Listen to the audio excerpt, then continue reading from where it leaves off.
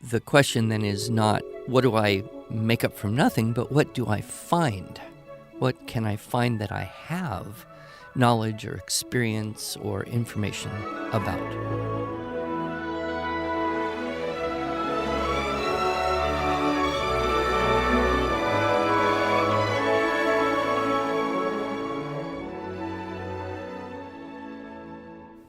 Hello, and welcome to the Arts of Language podcast with Andrew Pudewa, founder of the Institute for Excellence in Writing, or as many like to say, IEW. My name is Julie Walker, and I'm honored to serve Andrew and IEW as the Chief Marketing Officer. Our goal is to equip teachers and teaching parents with methods and materials which will aid them in training their students to become confident and competent communicators and thinkers.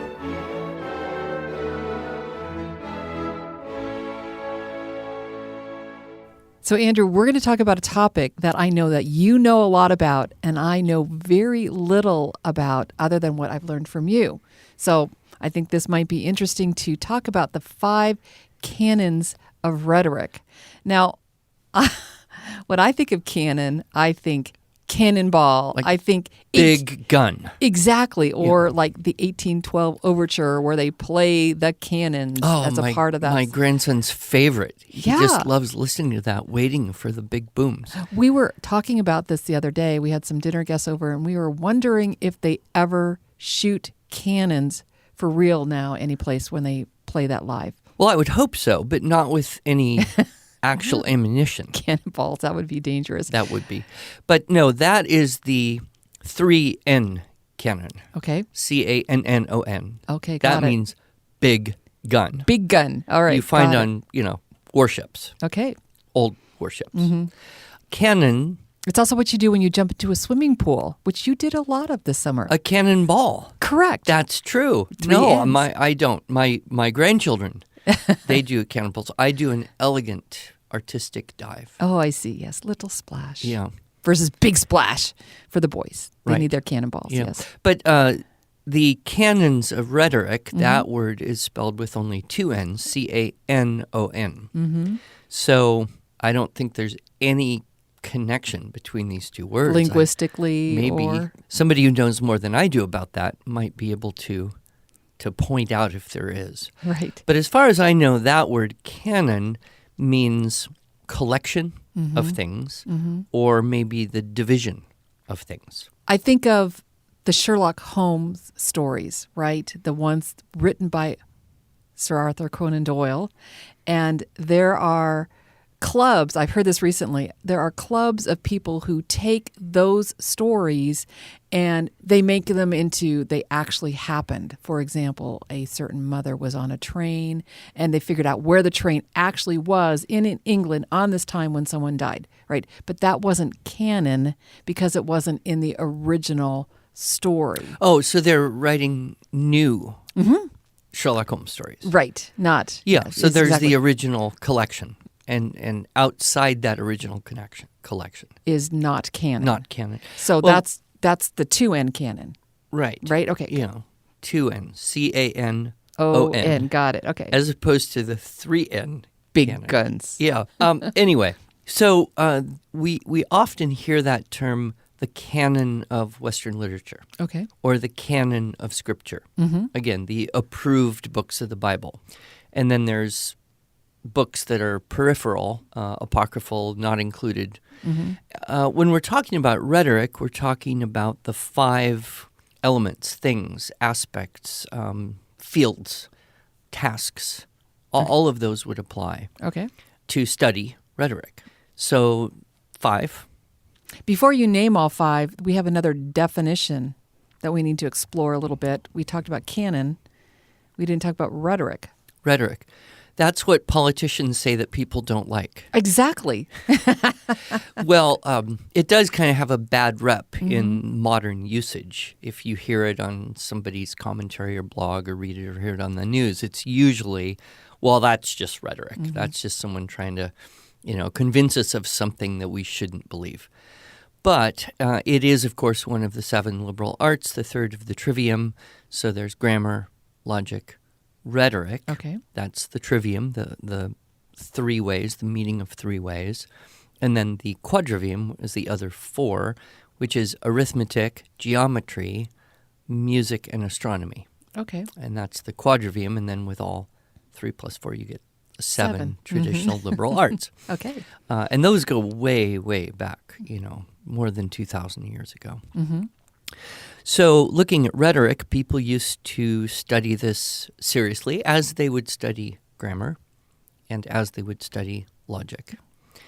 And so it is very simply the art of persuasion. And there was an interesting debate actually among early Christians. Should Christians study rhetoric? And the argument was similar to the guns don't kill people, people kill people. Mm-hmm. Mm-hmm. So should we ban guns entirely? Mm-hmm. Same idea. Rhetoric can do harm. Mm-hmm. It is possible to use rhetoric and do evil. So should Christians study rhetoric? Mm-hmm.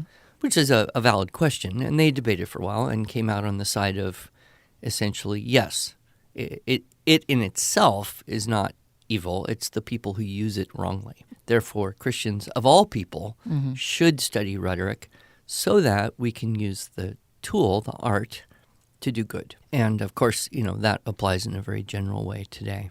Great. Okay. So we've got canon defined, not big guns. We've got rhetoric defined, not evil things that politicians do. So what are the 5 canons of rhetoric? Well, the 5 things you would study to improve your skill Mm-hmm. in the liberal art of rhetoric are invention, arrangement, elocution, memory, and delivery. Okay. So that's invention, arrangement, elocution, memory, and delivery.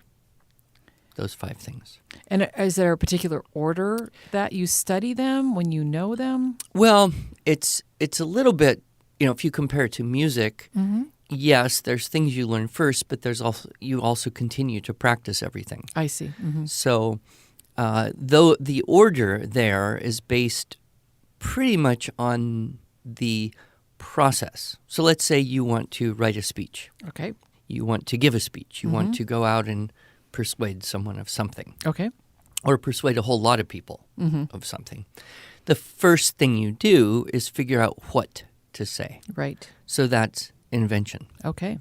Now, you likely have something in mind that you want to speak on. Mm-hmm. I mean, I usually do. Mm-hmm. But students often discover that, oh no, my mom signed me up for a speech class and I have to give a speech. What should I talk about? Exactly. Yeah. And it's kind of like the blank page Mm-hmm. of, write an essay about whatever. Right. So the word invention is, of course, derived from the Latin invenio, Mm-hmm. meaning to find or discover. And I know this so well, Andrew, because in all of the Structure and Style for Students classes, when you get to Unit 7, which is inventive writing, you explain this to the students. Right. And it's comforting because when you think of, well, I have to make up something. Mm-hmm. Well, nobody makes up something from nothing. We need ingredients. We need pieces. We need parts. Mm-hmm. So the question then is not, what do I make up from nothing, but what do I find? What can I find that I have knowledge or experience or information about? And of course, as students grow older, their interests expand. Mm-hmm. They generally read more and have more activities that connect them with things that they do care about, that Mm-hmm. they're interested in. But that process of invention is really solving the problem of what to write. Right. Exactly. Then, of course, the next step is arrangement. Okay. So if you figured out kind of what to say, now you want to have a strategic sequencing. You want to have an ordering of those ideas. So arrangement is basically what order to present those ideas. And there are strategic ways to do this. I think all of us have heard speakers who are very organized, and there's a good logical flow from one point to the next and smooth transitions. And by the end, you're just like, wow. Mm-hmm. And then we've also heard speakers who perhaps haven't taken the time to do that, Mm-hmm. and they bounce around. And it's a little bit disorganized. And at the end, you're kind of like, well, what was that all about? So the effectiveness of a presentation can be very strongly affected by the proper sequencing. Right. And I can't help but think, and, to all you listeners who know IEW well, Andrew's Unit 8 persuasive essay model. And that, Andrew, is very strategic in how you present the ideas in a, I wouldn't say correct order, but a strategic order to be able to persuade your reader to your thinking. Right. And that isn't something that I invented. It isn't something that Webster came up with. You can go all the way back to, the people who studied and taught rhetoric. Okay, great. 2,000 or more years ago. They basically worked out the principles of that model. I see. Okay, it's a great model. Yeah. And I've had kids go into speech competition, do a persuasive speech, do really well, win. I had one of my students won the nationals. And then he just said, well, I just used your Unit 8 persuasive essay model. Exactly, yep. But so there's arrangement. Then once you have kind of an outline, you know the sequence of how you want to present the information that you have collected up. Now there's elocution. This also derived from the Latin loquor, which is a verb meaning to speak. So the question then is how to say what you want to say. Okay. And within that, we have choices. We choose vocabulary. We decide what sentence structures to use. We apply some of the literary devices that we have available, that we know of. And when you get to that point, you're also wanting to be sure to follow one of the first rules of rhetoric, which is know your audience. Okay, right. Right? I speak to different groups of people, pretty much two. I talk or write for homeschool moms, and occasionally I talk or write for school teachers. And you can imagine that there's a vocabulary that might change. There are examples that I might use for one group but not the other. There's perhaps even subtle elements of humor or a tone that would be different. So we want to understand our audience as well as we can. Then we can adjust our elocution for that purpose. So as I'm just making some notes about elocution, you talked about vocabulary, sentence structure, decorations. You said literary devices, but I know that literary devices and decorations can be synonymous. We use that term decorations and then also triples, but those are a few of the many figures of speech that could be learned and studied and taught. And so I always say, when I teach the teaching, writing, structure, and style, this is a starter set. Yes. Get going with these 6, and then if that's going well, you can add to this any number of dozens of possible things. Yeah. And you add, of course, several more in the high school essay intensive. Yes. But now, elocution, isn't that speaking? You said speaking. Well, it's how to say. Okay, how to say. How to say. You're going to write your speech, very likely, or you're going to practice it from an outline enough that you essentially know how you're going to say what you're going to say. But most students, especially if they go into competition, will write the speech, and then, of course, the next canon is memory. Oh, okay. So they have to memorize their speech. Now, memory has kind of 2 aspects to it. One is a student of rhetoric would wisely memorize things that other people wrote. Okay, sure. And of course, this was done, all through the ancient medieval and even, the modern period. You would memorize poetry. You would memorize the epics. You would memorize other people's great speeches. And in doing so, then you furnish your mind with a lot of what you're trying to do. Not just vocabulary, not just sentence patterns and variety, not just schemes and tropes, but even ideas. So part of memory then is furnishing the mind. The other part of memory is the technical side. So how do you memorize a 10-minute speech? Yeah. Good question. If Go. that's your goal. Now, most modern politicians don't bother with this. They read from teleprompters. A lot of times you go to a conference or something and someone pulls out their speech and kind of reads it to you. But it's harder to connect with the audience when you are dependent on the script. It also sounds like you're reading the script. Kind of does, doesn't it? Yes. And it doesn't tend to go over as well as someone who has memorized and practiced that enough to not need to depend on the paper, but can really connect with you in the audience.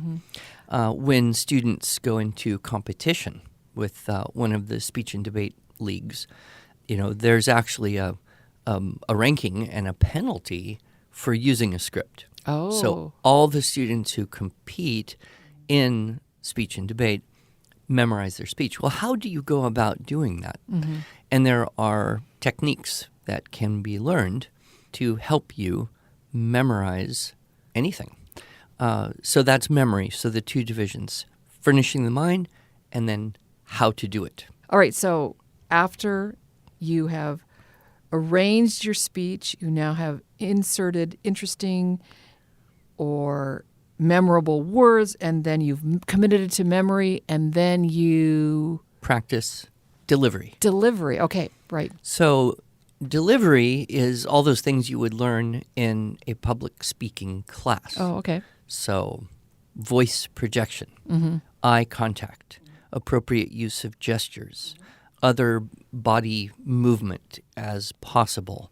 Probably also stopping certain body movements if possible, like, shaky legs, trembling hands because you're doing a speech in front of people. Whoa. Yeah. So those, most adults have at one point got at least to the edge of a public speaking class, if not having done a whole semester somewhere along the line. So that's the kind of thing you're practicing. And there are do's and don'ts with delivery. Although today in the world, fewer people give speeches and more people write stuff. Okay. So I would say for our modern students, yes, that public speaking practice is very valuable, but most ideas are now promulgated on screens. Correct. Yep. And that involves design. So, in the ancient world, it wasn't very practical to write something and then copy it 1,000 times and give it to 1,000 different people.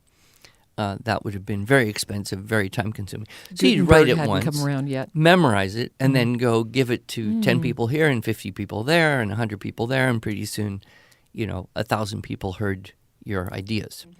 But now, of course, we don't do that. Although it's interesting how podcasts and webinars and so we've made almost this interesting shift from, the verbal to the written and now back to the verbal. And we have had many requests from people who want our podcasts transcribed so they can read it.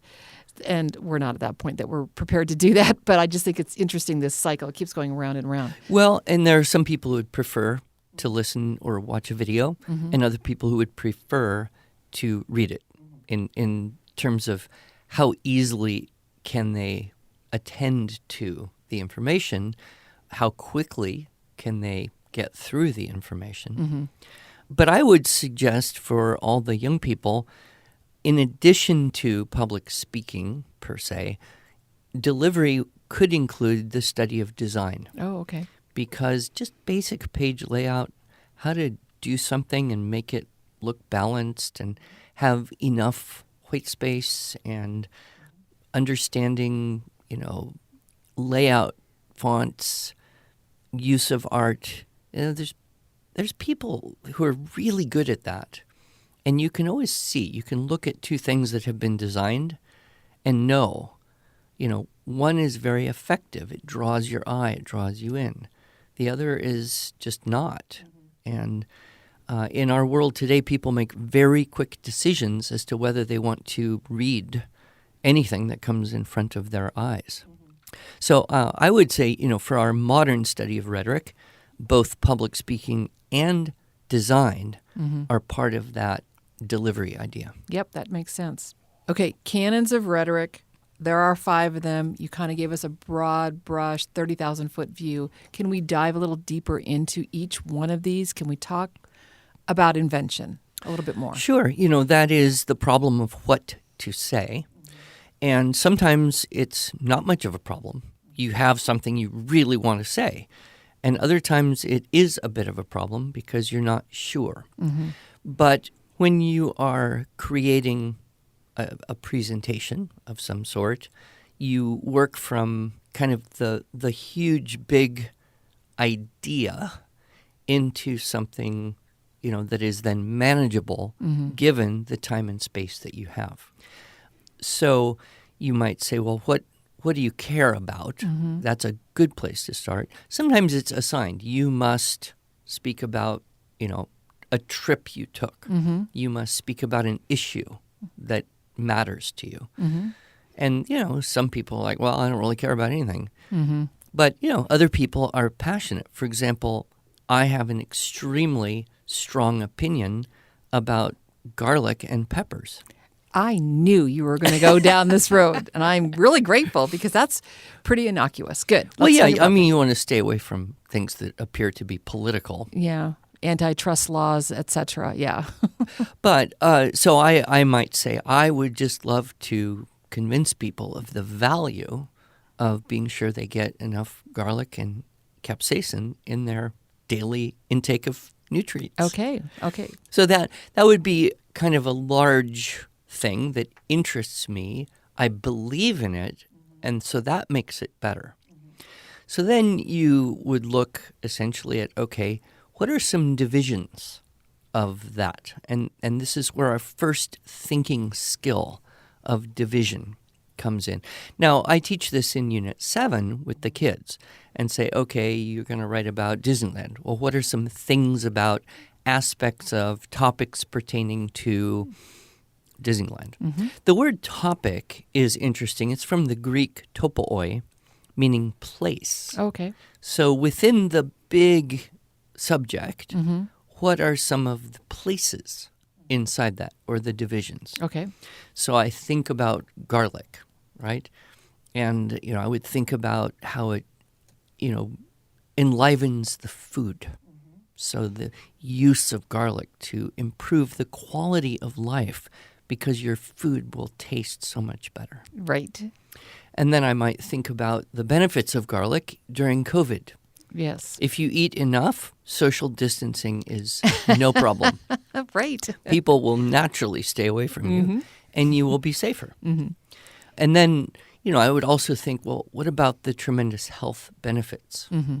Now, some of those ideas that I have may be just coming from my experience. Right. And so the first one, Yes. talking about cooking with garlic and flavor enhancement and which recipes, benefit from the garlic and why you should always double or triple the garlic in a recipe if you see it. That's my experience. So I'm drawing there maybe from my own mind, my memory, my imagination, if you will.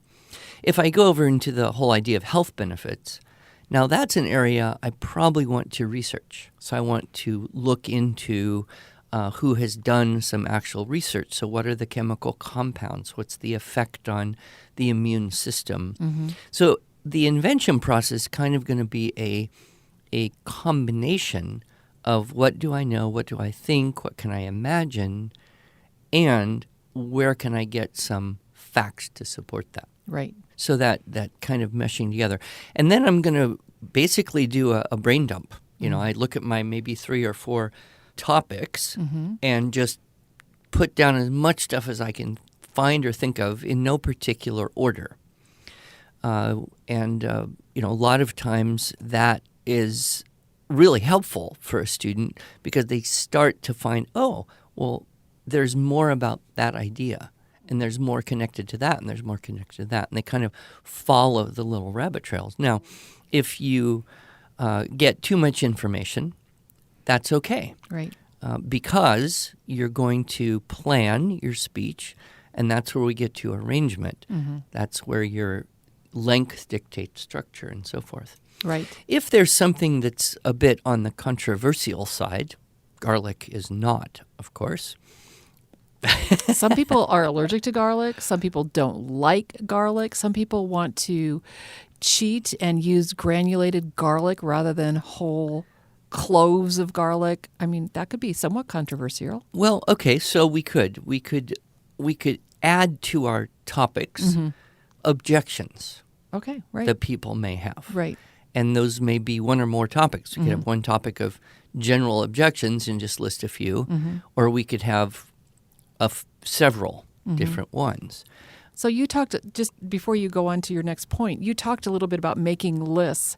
How do you get those ideas out to be able to make these lists?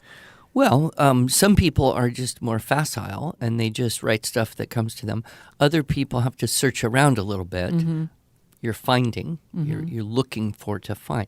So that would be having the right questions. Questions, yep. Yeah, and so you look at the categories of questions, basic who, what, where, why, when, how. You can look at sensory questions if you're dealing with, what does it look like, smell like, taste like, sound like. Garlic really doesn't sound like much, but the chopping of garlic is going to say satisfying. The sizzling of garlic sound in the pan. So some questions may be just not useful at all. Others may be very useful. The critical questions, if you will, what's the value, what's the significance, what are the impacts, what's the best, the worst.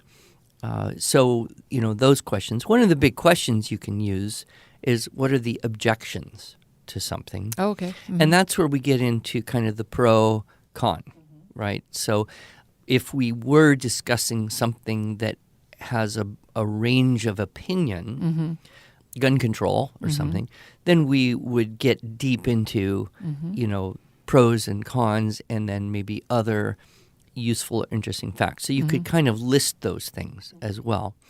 And then you would choose. Now that's useful because if you get into your arrangement, you would want to use that strategy of being able to acknowledge an opposing view. Well, and you know what, Andrew?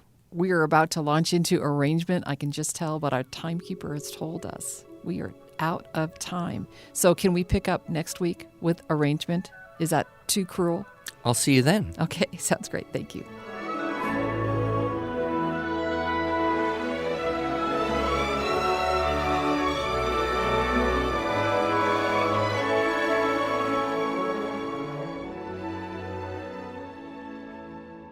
Thanks so much for joining us.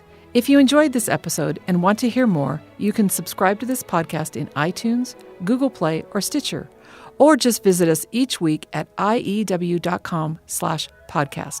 Until then, on behalf of Andrew Pudewa and the team at IEW, I thank you for allowing us to partner with you on your journey toward better listening, speaking, reading, writing, and thinking.